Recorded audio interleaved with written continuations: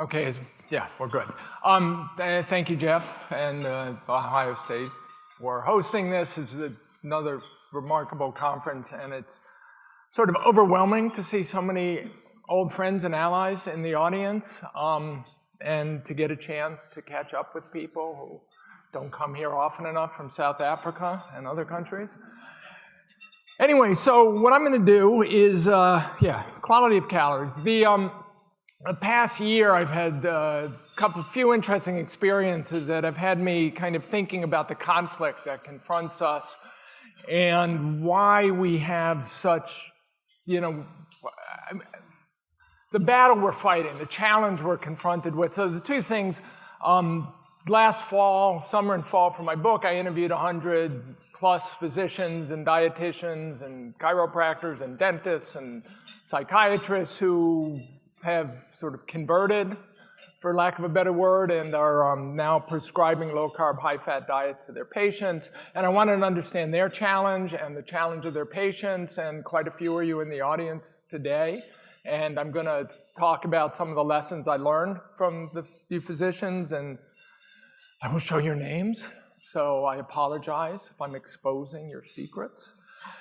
And then also, you may have noticed the British Medical Journal, along with Swiss Re, which is the world's largest reinsurance company. I didn't even know what reinsurance companies were until this happened, but reinsurance companies insure insurance companies. So these are companies that stand to make money if insurance companies lower their payouts, so they have a real vested interest in making people healthier. And so Swiss Re and the BMJ bonded together to Swiss Re financed a nutrition policy series that was published in the British Medical Journal. And the goal of these articles was to get authors with disparate perspectives on the same papers, and then have us basically fight it out for a year until the paper was deemed ready for submission, and then you could see what kind of, I don't know if we'd call it a compromise or a, kind of like World War I, what trenches we ended up digging. And so these articles came out in June, and with the articles they had a conference in Zurich, and they invited us all to Zurich, and they had presentations of the articles, and it was a real step forward in the sense that those of us from our side of this divide had got to have a seat at the table in a conference. It was the first time there was a conference where both sides were represented, and they had to hear us, which was interesting. And the BMJ, for lack of a better word, is low carb or carb restriction friendly. So they're behind this, but they have to do it very politically, and they have to do it slowly. So this was a first step along the way. We'll see what happens, how it goes from there. So I'm going to talk about some of the revelations I had dealing with both the conversations with the physicians and the BMJ conference. And my disclosures, I get book royalties, I get honorariums to give talks. CrossFit, bless their hearts, bless Greg Glassman's heart, is supporting me nowadays. So I was complaining about having to pay my own health insurance and how expensive it is for a family of four, and now I don't. Thank you. So let's go back. One of the questions I always get is, are we making progress? It's very easy, despite wonderful conferences like this, to think that, to see the day-by-day news cycle, which I'll talk about because there was new news today. But when I go back to where we were 20 years ago, so I first got into this, my first article on the obesity epidemic was for Science in 1998. That's when a very esteemed researcher at Columbia University told me that if we all still rolled down our car windows, we'd be a pound or two lighter. And I thought, he's out of his mind. There's something wrong with this science. So 20 years ago, there's maybe a dozen physicians in the whole US prescribing low-carb, high-fat, ketogenic diets. Half of them had written diet books. That may be slightly off, because Mike Eads told me recently that when they wrote Protein Power, which was around 1993, they used to get letters from physicians saying, I give your book to patients. So I may be underestimating that, but if so, I don't know where those physicians went by the time I started researching this field in 2000. And the interesting thing is when I was doing my research for my first New York Times Magazine article and then my book, Good Calories, Bad Calories, I talked to all the authorities in the field, and a lot of them knew that Atkins was a terrific way to lose weight and used it themselves. So Jerry Reven, for instance, the without whom the concept of insulin resistance and metabolic syndrome wouldn't be where it is today, told me that he personally uses the Atkins diet to lose weight, but that's not the issue. And the issue, of course, was LDL cholesterol and saturated fat, and so they wouldn't prescribe it to their patients. J.P. Flatt at UMass Worcester is one of the drivers of the idea that low-fat diets should lead to weight loss because of his thermodynamic ideas. Told me, yeah, sure, Atkins diet's a terrific way. And the low-fat, calorie-restricted diet was dogma. So that's what you did. The idea was carbohydrate-restricted diets would kill us because they were high in fat, and if you wanted to lose weight, you had to restrict calories, and you ate a low-fat diet because that helped you restrict calories. So in 1998, it's interesting, Malcolm Gladwell did an article for the New Yorker, probably the first magazine article ever done on the obesity epidemic. I mean, really comprehensive piece, as typical of Malcolm. It was very thoughtful and also kind of typical. It was not exactly right. He said this, and it's not his fault. It's fascinating. I mean, it's just, he read the wrong books, he talked to the wrong people, he came to the wrong conclusions. But his interest, he said, we've been told that we mustn't take in more calories than we burn, that we cannot lose weight if we don't exercise consistently, that few of us are able to actually follow this advice as either our fault or the fault of the advice. Medical orthodoxy naturally leads towards the former position. Diet books tend towards the latter. Given how often the medical orthodoxy has been wrong in the past, that position is not on its face irrational, and it's worth finding out whether it's true. I mean, he completely nailed it.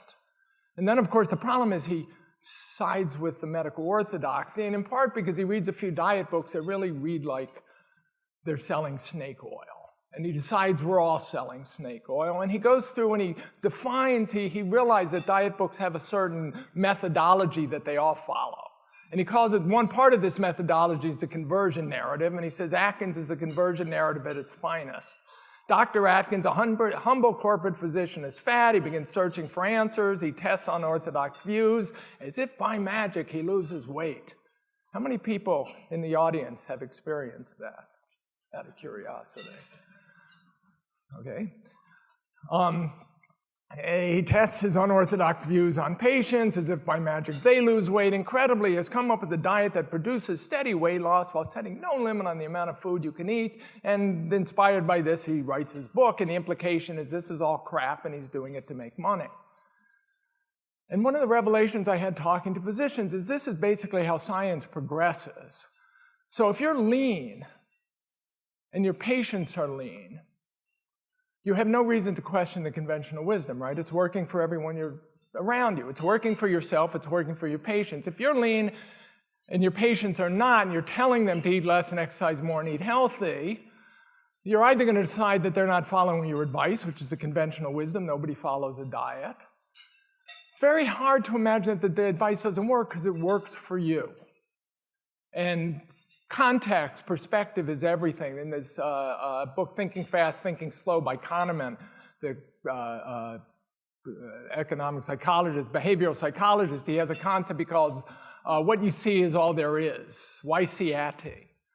And it's really, it's a dominant way to think, it's a very powerful way to think about the world, that what you see is all there is. I mean, our critics would say what I see is a room full of people who believe what I believe, therefore I believe we should all believe what I believe, but I'm not seeing the people outside the room who think we're all quacks. If you're lean, you don't question the conventional wisdom. Works for you if you're patient. So if you're fat and getting fatter, then you question the conventional wisdom. Some huge proportion of the physicians who have converted to our way of thinking have done so not just because their patients were fat and their waiting rooms are getting fuller of obese and overweight diabetic individuals, as every waiting room in the country and the world has been, but because they themselves were getting heavier, and so they could say to themselves, as Sue Wolver, bless her heart, put it, maybe it's not that my patients are not taking my advice, maybe my advice stinks. So they're asking the same question that Gladwell was asking, but nowadays the internet allows you to bypass the medical orthodoxy and to experiment. So we're now 2018. I'm estimating that there are probably 10,000 to several tens of thousands of physicians in the world who have converted. Okay, it's hard to tell. Like when I get an email saying, I'm an MD, I read your book, I shifted and I lost weight. Is that the only doctor? Every doctor who reads my book and did they email me? Is it 1 in 10? Is it 1 in 100? Or, these conferences, there's 300, 600, you probably could have gotten 600 people, but is that the only 600 physicians in the US? Or is it only 1 of 10 are actually paying attention? As a test case, the Canadian Women's Physicians Low Carb High Fat Network as of July had 3,300 members. Thank you. And it was going up by, roughly, again, 80 in the past month, and that was, 4% of the Canadian physician community between this and another group. So if it's 4% of the American physician community, it's 40,000 physicians in the US. I don't believe that number. But again, it's probably, 1/4 of that, or maybe half of that. And that would be the US alone. So we've had this huge shift. But the interesting thing is the conventional wisdom is still these diets are deadly. Okay, so US News and World Reports does their annual diet ranking. DASH is still the best, followed by the Mediterranean diet. I don't even know what the flexitarian diet is, which shows how ignorant I am. Paleo comes in at 32nd, tied right behind the acid-alkaline diet and tied with the raw food diet. And then the bottom 40 is Atkins, Dukan, and a ketogenic diet. So the diet that we believe is the healthiest possible diet you could put your patients on. So I'm trying to understand that. I mean, I know on one level, this is put together by, they get a committee of establishment nutritionists and well-respected nutritionists and researchers, and people who rise to the top in the establishment become well-respected, believe what the establishment believes. So it's kind of a classic groupthink phenomena. But there's got to be something else going on as well. The interesting thing is the debates in the media. So if you think back 20 years, the idea was a low-carb diet will kill you, as it was 20 years before that, and we should all eat a low-fat, calorie-restricted diet. The debates in the media now and the blogosphere are often about not whether low-carb will kill you, but about whether low-fat is as good as low-carb, which is fascinating. So when they tell us we're wrong, it's because low-fat is just as good as low-carb, when we have to say, but wait, 20 years ago you were saying low-carb would kill you and didn't do anything and would make you fatter. Now, So the goalposts have changed in a good way. This was an article in the New York Magazine that was co-authored by my friends Mark Bittman and David Katz, both proponents of vegetarian-vegan diets. And it's interesting, it was a Q&A about how to eat right. And the questions were, if there's one thing I know for sure, it's that carbs are evil. No, they're not. Yeah, but carbs are evil. No, they're sure, but I should still avoid carbs, right? Why have I been led to believe that carbs are evil? So the message is out there. I was saying I was going to Zurich. I went through customs. And when you go through customs, you show them your passport. They say, what are you doing here? I say, I'm here for a conference. What's the conference on? What are you doing at the conference? I'm talking. What are you talking on? Obesity. And the Swiss customs agent looks down at his belly and says, I should give up carbohydrates, right? I mean, I don't know if it's changed everywhere. I don't know if we go to the Mississippi and the deep south, the states with the highest levels of obesity and diabetes, the message is out there. But again, it used to be in 2000, if you asked nutritionists to define a healthy diet, it was a low-fat, low-salt diet, maybe with green vegetables. And today, if you ask most nutritionists to define a healthy diet, like the Stanford Diet Fits trial, they had healthy low carb versus healthy low fat. And healthy meant no sugar, no refined carbs, no processed foods, no trans fats. So healthy now restricts the carbohydrates that we think are the biggest problem. And I think that's changed dramatically. On the other hand, this is going to be the first time I've ever used an emoji in a talk. My friend is always talking about inducing ketosis. What is he talking about? Is that healthy? There's no evidence that such diets are conducive to good health in the long run, and no evidence that they're better than other more sustainable diets, but he's losing weight. Not everything that causes weight loss or apparent metabolic improvement in the short term is a good idea. Cholera, for instance, causes weight, blood sugar, and blood lipids to come down. That doesn't mean you want it. Okay, so what's going on? I'm going to credit this. Martin Andre, who's a South African physician working in north of Vancouver in Powell River, I think it's called. I was embarrassed when he said this to me because I should have thought about this. I'd been working on this for 20 years, but that's the advantage of talking to all you guys is there's a lot of really intelligent people out there.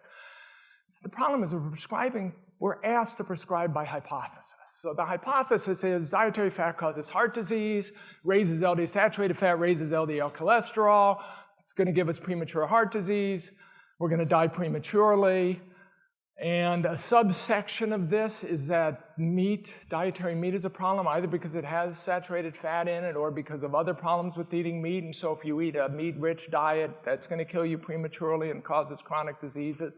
So we're going to tell you either to eat a low-fat diet or to eat a vegetarian diet or a mostly plant diet, and there are hypotheses. And you have no idea if they're true. I mean, they've been tested poorly, and we've discussed, but you have no idea if they're true for your patients or true for yourself. So if you put somebody on a low-fat diet, you can measure their LDL and see what the response is. You could tell them to avoid butter and eat plant oils, and you could see what happens to their LDL. You have no idea if they'll live a day longer. And if they die at 90, you have no idea if they would have lived to 80 if they had eaten a different diet, or if they would have lived to 100 if they had eaten a different diet. God doesn't give us that information. So we're told to prescribe by hypothesis. In the 1960s, as Nina discussed, the American Heart Association bought into this low-fat hypothesis. It was poorly tested then. It failed most of the tests. The evidence is ambiguous. And we firmly believe that that's how we should eat. And we eat by hypothesis. Every time I worry about eating a pat of Kerrygold butter, which I now crave, like, really bizarrely.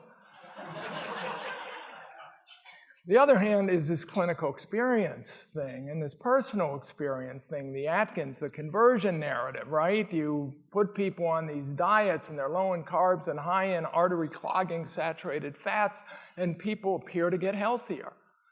Everything appears to get better, from, epilepsy to obesity to diabetes. They all seem to go into remission in a lot of patients. That's a very powerful phenomenon. And that's what we're up against. So let's talk about these three hypotheses. So one of the interesting things that happened at this British Medical Journal that I found revelatory was there was a comment made on the second day of the conference by a doctor in the audience who said the audience had been hijacked by the keto crowd. And of course, we were like, one person on a panel here and one person on a panel there, and we were finally getting to get our voices heard. And there were a lot of keto-friendly people in the audience. But from their perspective, it was hijacked. And this is kind of the reason why. So I've been trying to figure this out ever since. This is another observation, which was the single most precise statement of my belief system at this conference, was made by Darius Mozaffarian, the head of the nutrition department at Tufts and the leading nutritional epidemiologist. And I think Darius is wrong about virtually everything. And he thinks I'm wrong about a lot. I don't know how much. And yet at the conference, he said to someone, the obesity epidemic, it's not about the calories, it's the sugar and refined grains. Which was like, if I had said that, it's shocking. And 20 years ago, I did say it, and it was shocking. And other people said it, it's always been shocking. So I was trying to understand why a nutritional epidemiologist could get to that point and yet still be so misguided in so many other things, aside from the fact that he's an epidemiologist, and you guys should know I think about that. So the first problem is energy balance. The first hypothesis is energy balance and its implications. Okay, so what do I mean by that? And there was a talk on obesity given by Mike Lean, ironically, and he's in Edinburgh, Scotland, anyway.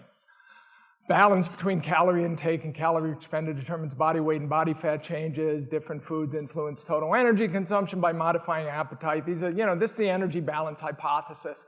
So what's interesting about that is if you think about it, it says the way foods influence our weight and the way obesity is caused by taking in more calories than we expend. So that means the difference between pre-obese people, if you imagine two lean individuals, they're both 18 years old. One is going to stay lean his whole life, and the other is going to go on to become obese. And we could pick, a gazillion people that match these two. The difference between them, according to this hypothesis, is nothing physiological. It's that the lean person is going to be able to balance intake and expenditure, and the obese person is not. It's funny, when they're 18 and they're both lean, they're both clearly balancing intake and expenditure, so you can't even see which one is going to fail. You've got nothing that'll predict. So if I ask the question, and I'm going to run this as a Gedanken experiment to some of the obesity researchers who still talk to me. If I ask you to predict who's going to get heart disease, we're going to look at lipids, right?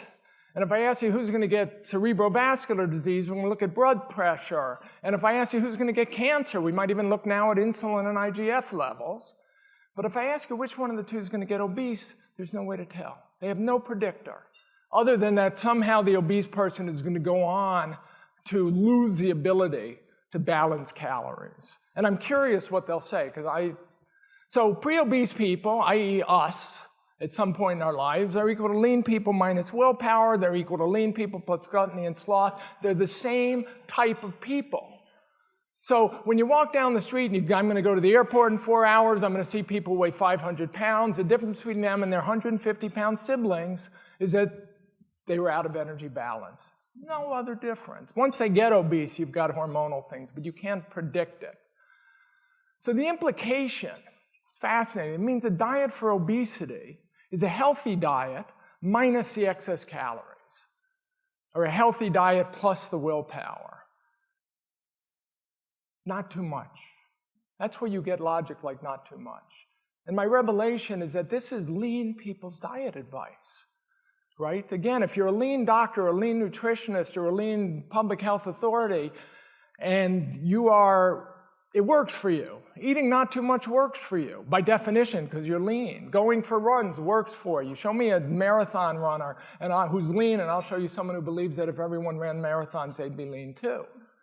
You know, it's like going to be a chapter in my book saying the best diet advice is going to come from formerly fat people. You don't ask lean people for diet advice. They maintain a healthy weight easily. That's what they do, by definition. I mean, now we're changing that. But all the diet advice is lean person diet advice. This is what works for me. This is what I'm going to tell fat people to do, because I assume that the difference between me and the fat people is they don't do what I do.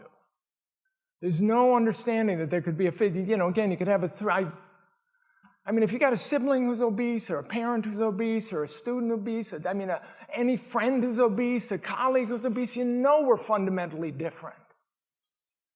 But the conventional wisdom, this calories in, calories out idea, says we're not. That the only difference is how much we eat and exercise. It's fascinating. And this, I was saying, I have various role models in life. So when it comes to writing, which I don't like, which is ironic since I'm a writer, my role motto is Sisyphus. When I may dedicate my next book to Sisyphus. When it comes to nutrition world, it's clearly Don Quixote, because there's always another windmill to tilt at. And when it comes to the energy balance thing, it's Ahab.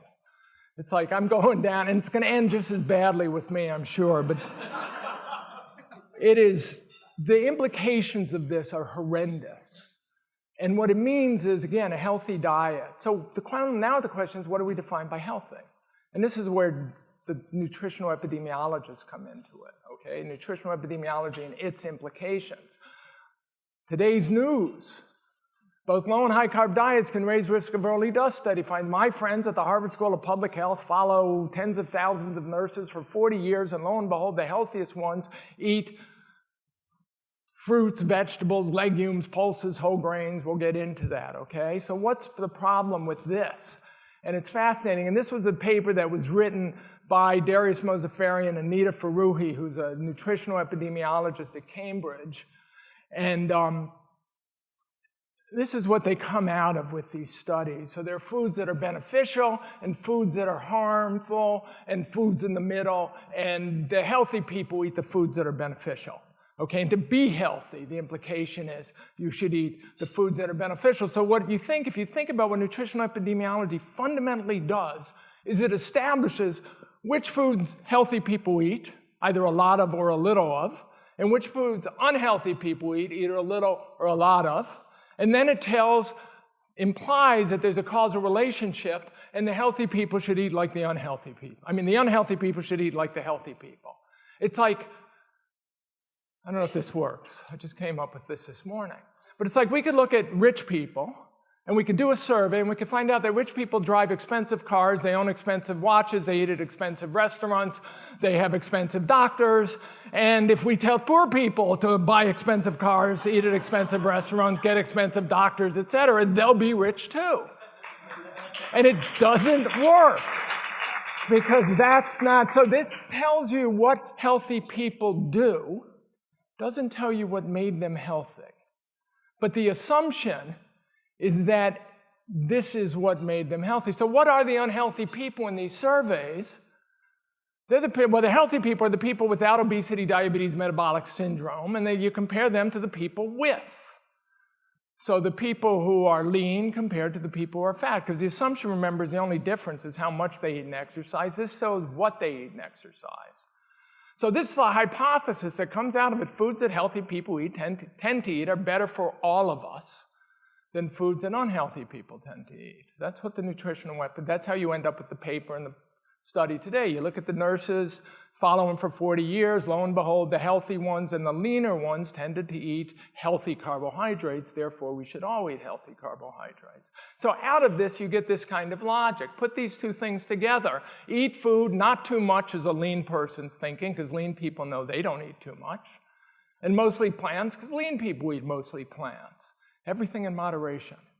I want to shoot people who say this. Okay, lean people eat in moderation. How do we know they eat in moderation? Because they're lean. Okay? They think they eat in moderation because they're lean. Therefore, I mean, there's a few 20-year-olds out there who know they're binge eaters and they're still lean, but they're not giving us advice. Okay? My brother, who never got over 195 in his whole life, used to say, he's 6'5", he used to say, I never get stuffed, I just get bored of eating after a few hours. Okay? But from his perspective, that's moderation because he's lean. Blue zones. Go around the world, find a lot of really healthy people, find out what they eat, and tell the rest of us to eat just like that under the assumption that that's why they're so healthy. We don't know why they're so healthy any more than we know. We just know that's what they do. Then the vegan, vegetarian, plant-based diet movement. It's all the same thing. It's all the same idea. Healthy people tend to eat plant-based diets. Healthy people also tend to have better doctors. They tend to be higher socioeconomic status. They tend to cook more for themselves. They tend to avoid fast food restaurants because they know they're unhealthy. They tend to be health conscious. They tend to exercise. They tend to smoke less. They tend to do a lot of things. They own better cars. They live in better areas. They're not as, they're not, it's, okay. What about for those of us who do have metabolic syndrome, obesity, and diabetes? You put these two things together, you get the same healthy foods, but less of them. And in Zurich, we got to hear a presentation from the people who did the direct diabetes remission clinical trial. So you start off with a kind of healthy-ish diet, and then you get them to eat less of it, and they lose weight. And then you put them on a maintenance diet, which is less of it. It's 2/3, then you expect them to stay on less of it for their whole life, because by all these hypotheses, lean, people are overweight, obese, diabetic should eat healthy foods, but less of them, because the problem is they eat too much of them. Here's the irony, okay? Who needs diet and nutrition advice? Healthy people don't need it. We need it. The people who are obese, who are not lean and not healthy. And the problem is we are not the same as they are. Our obese and diabetic patients are not the same as our lean patients, and we have no idea if they could tolerate the same foods. I like to think of it as the insulin resistance hyperinsulinemia phenotype. What we're seeing worldwide is an explosive manifestation in genetic terms. Doesn't matter what the underlying genotype is. This is why I think it's relatively simple. You see an explosive manifestation of the obese or diabetic, this insulin-resistant hyperinsulinemia phenotype. And then the question is, how do you deal with them? Because what we're assuming is they're identical to the lean people, and they're identical to the healthy people, except they eat too much, and they're not. So the healthiest diet for this phenotype, now we're getting into the conflict. This is the alternative hypothesis. That's a diet in which our phenotype does not manifest itself. So it puts obesity, diabetes, metabolic syndrome, hypertension, et cetera, childhood epilepsy into remission. We talk about now, should we talk about diabetes reversal or diabetes remission? I think we should also talk about obesity reversal and obesity remission. It's the same thing. And for those of us who manifest this phenotype, I don't care what people manifest a different phenotype is, because we're responding to environmental triggers differently. So for us, the diet which puts our phenotype into remission is probably the healthiest diet. Again, God makes no promises that it won't kill us prematurely through some bizarre fluke that we can't imagine. There's always unintended consequences. So I'm going to assume that that's a diet that minimizes insulin secretion. And this is a chart I was glad Steve Finney showed. You showed a version of this in Zurich. And I hadn't seen you use this before. But to me, this is the most important chart in this business. This was a study done by Ralph DeFranzo's group at UT Southwestern back in 1990 or so. And it looked at insulin levels versus fatty acid mobilization, oxidation. And this was young, healthy students. So it's assuredly worse in the rest of us. But as insulin levels come down, fatty acid turnover basically stays the same, because the insulin, and researchers would talk about adipocytes, fat tissue, being exquisitely sensitive to insulin. So as long as there's a little bit of insulin, your fat tissue is still going to hold on. The hormone-sensitive lipase particularly is going to respond to that insulin, and it's not going to break down triglycerides into fatty acids. And then you get to some low level, and boom, it's like a switch is flicked, and to use a Gladwell-esque term, you lose weight as if by magic. You don't know where that number is. I mean, it's assuredly different for everyone, and it's probably different at different times of day. But what it tells you is you got to get below that threshold to have meaningful fatty acid, to get the fat out of your fat tissue and mobilize it. This is Belladonna. This is still how Ralph DeFranzo and company phrased it. So from the clinical and anecdotal observation, those of us who keep our insulin resistance, our hyperinsulinemia, in remission by diet, so stay healthy, do so by minimizing insulin secretion and, in effect, maximizing the time we spend below that threshold. So what we eat is something very different than what healthy people eat. And this is the problem. So, you know, we'll eat nuts and fish and green vegetables, but we don't tend to eat fruits and vegetable oils and whole grains and beans, and we probably stay away from milk. And then there are other things under the harm level that we both do. And these foods in particular, if you're a nutritional epidemiologist, you believe these foods are necessary for a healthy diet, because that's what lean, healthy people eat. But for us, they're not.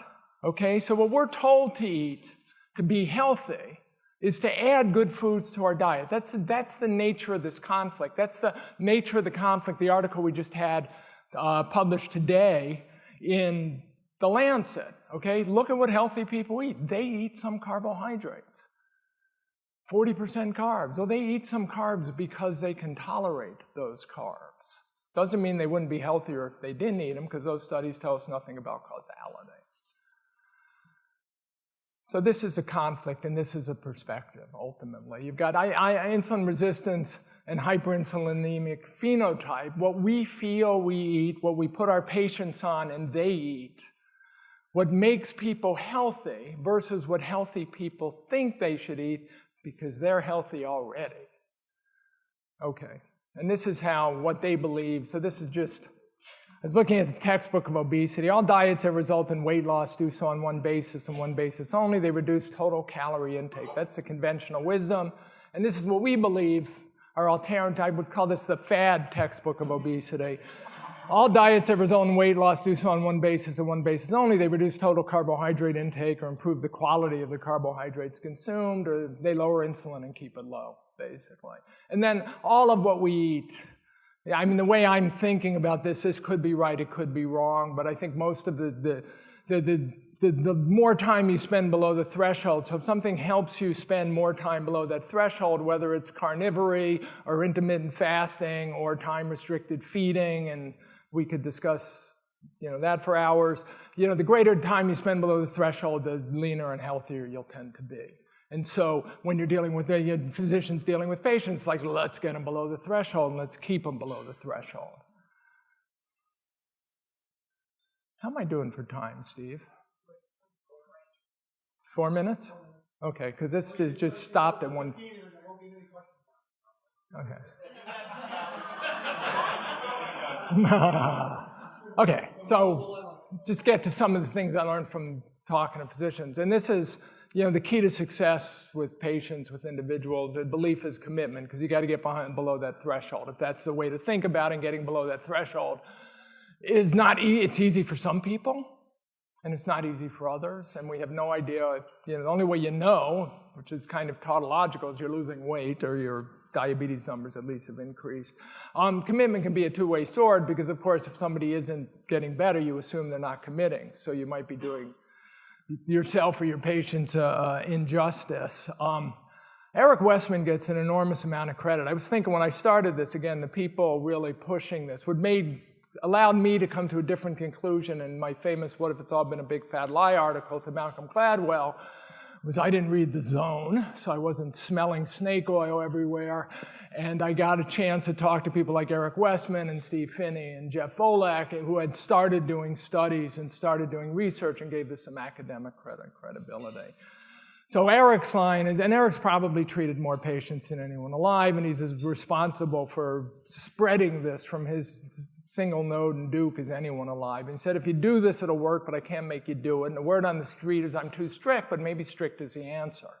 And one of the problems, the conflicts I had talking to physicians is how do you get people, they didn't necessarily think about this, but how do you get people low enough in carbs to get them underneath the threshold? Do you walk them down slowly because they don't want to give up their carbohydrates? Do you, Sue Wolver shaking her head no, which could be true, or do you just throw them in the deep end and they'll be unhappy for 2 or 3 days max and then it'll work? But if you don't get them below, you'll never know.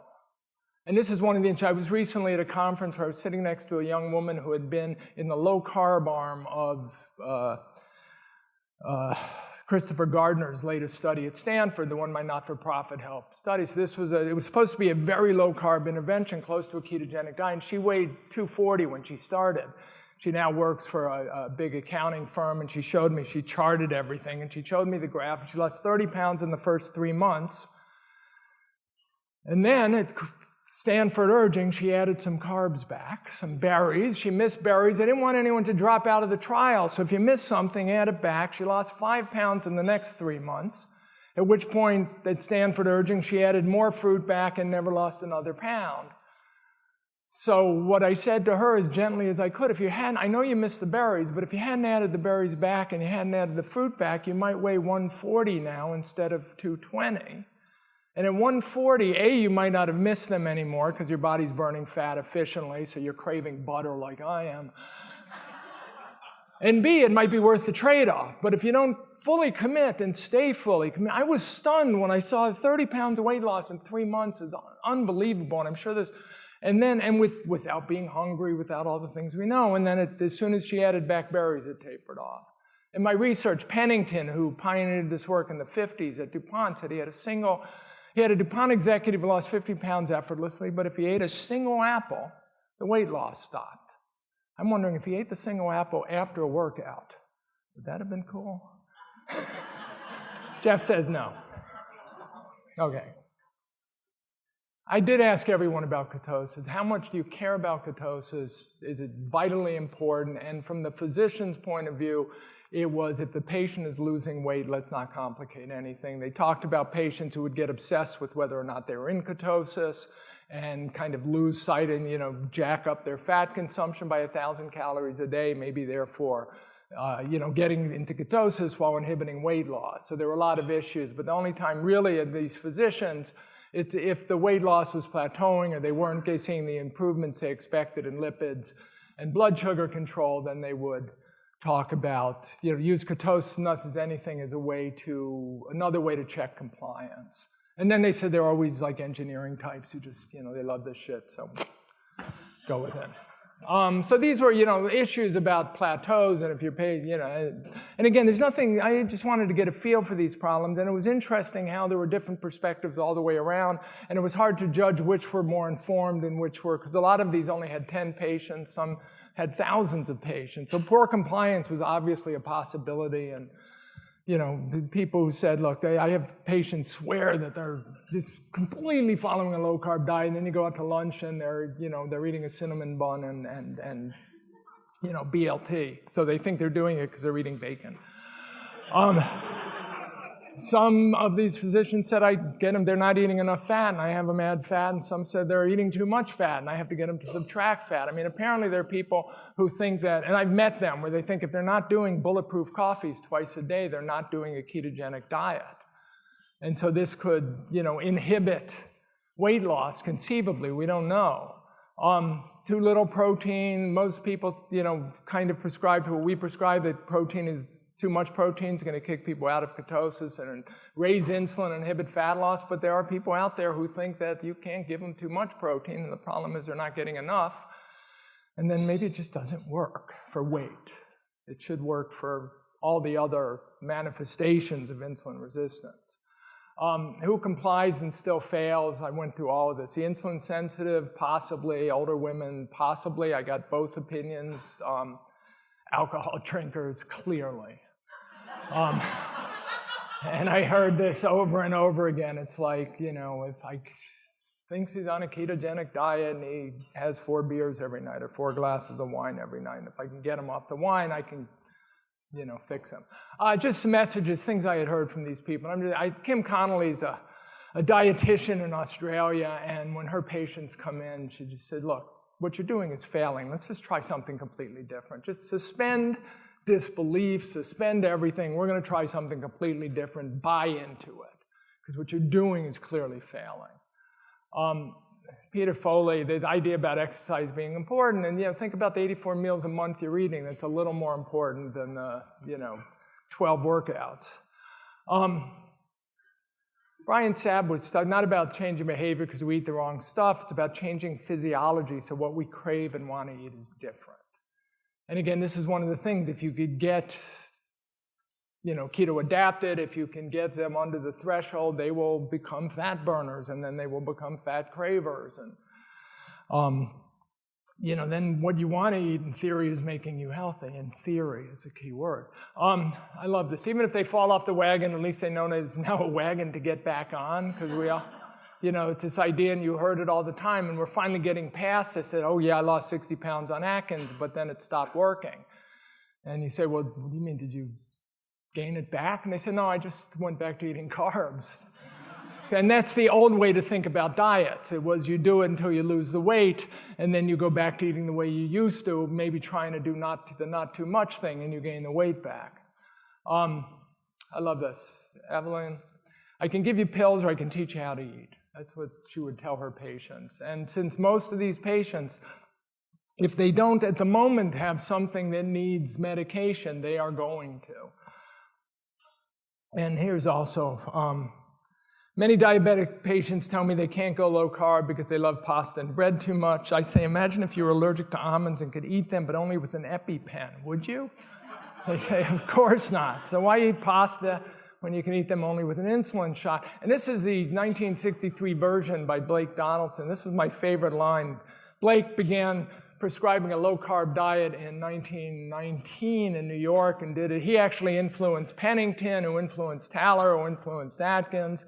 And he said, you're out of your mind when you take insulin in order to eat a Danish. Sue, who's in the audience, who is going to get a prominent place in every book I write from here on in, except maybe if it's not about nutrition. Weight loss is a learned skill. Even people who have great effort in the beginning often don't put the time and effort into learning the skill. I ask patients, do you play the guitar? They say no. And if somebody asks you to play a guitar, could you do it? They say no, I'd have to practice. It's just like any other learned skill. You have to practice to be good at it. And it's funny, we think about practicing cooking to be good at it. And we never think about practicing eating to be good at it. And we didn't have to practice eating to be good at it, because up until 150 years ago, we didn't have any foods we could eat that were particularly, they'd either kill you quickly, but they weren't chronic disease driving. Now we have a world full of it, and it's a learned skill, and you have to teach people. We all have to learn it, and we learn it as we go along.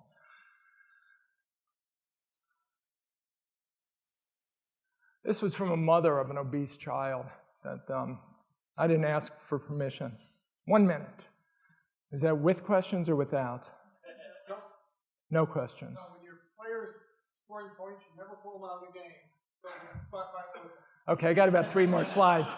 She said, you have to learn to choose your words carefully. If you say we do a low-carb diet, it's seen as this horrific, forbidden thing. If you say we eat vegetables and meats and healthy fats, the response is, oh, that's wonderful. It's like a year ago, I started time-restricted feeding. If I tell people I don't eat breakfast anymore, nobody cares. If I say I'm doing time-restricted feeding, I am a food faddist.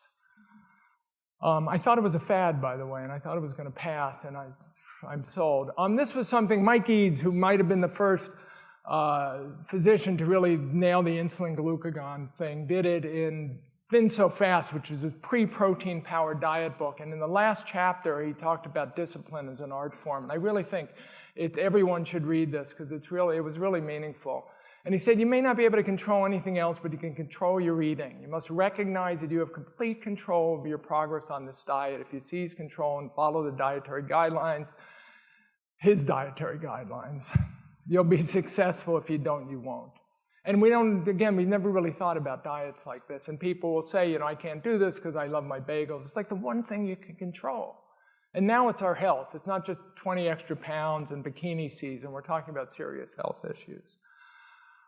So I'm going to end with it. Well, I'll go. You can't be all good advice. It's not all hearts and rainbows. Some people do struggle like crazy. And then Nick Miller, who's a dentist, said, you don't get cake and ice cream when it's over. And this is my last message. This, to me, the ultimate challenge is like, we could blame the nutrition community. We can blame the establishment. We know how they think. We know why they think. We know why this institutional dogma is so powerful. We know how much trouble they're going to have backing out of it. It's always our job to communicate better. If they don't get it, we're the ones who are still failing. And luckily, these diets are so damn effective. This way of eating is so damn effective that it's not going away. And that it's almost assuredly we're going to win. But, we have to communicate better. So anyway, thank you very much. Thank you.